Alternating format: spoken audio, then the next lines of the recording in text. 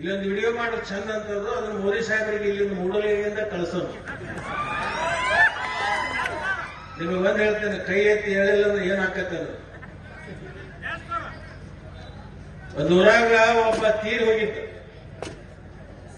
4 ಮಂದಿ ಹೊತ್ತಿದ್ರು, ಮುಂದೊಂದು ಗಡಿಗೆ ಹಿಡ್ಕೊಂಡು ಹೊಂಟಿದ್ದ, ಹಿಂದೆ ಸಾವಿರಾರು ಜನ ಬೆನ್ನು ಹತ್ತಿದ್ರು.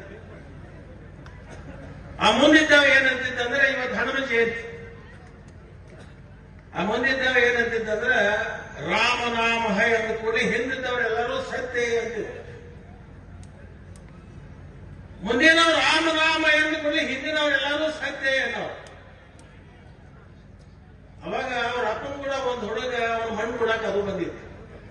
ಸಣ್ಣ ಹುಡುಗಿ ವಿಮೇಶ್ ಕಳಿಸಿಲ್ಲ ಊಟಕ್ಕಿಂತ.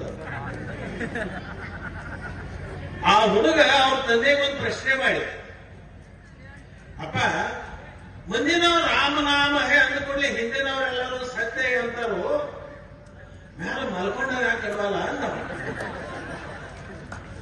ಅವ್ರಪ್ಪ ಹೇಳಿದವಾಗ, ತಮ್ಮ ಅವ ಶಿವನ ಪಾದ ಶೇರನ ಅವ್ನು ಅನ್ನಕ್ ಆಗಲ್ಲ ಅಂತ.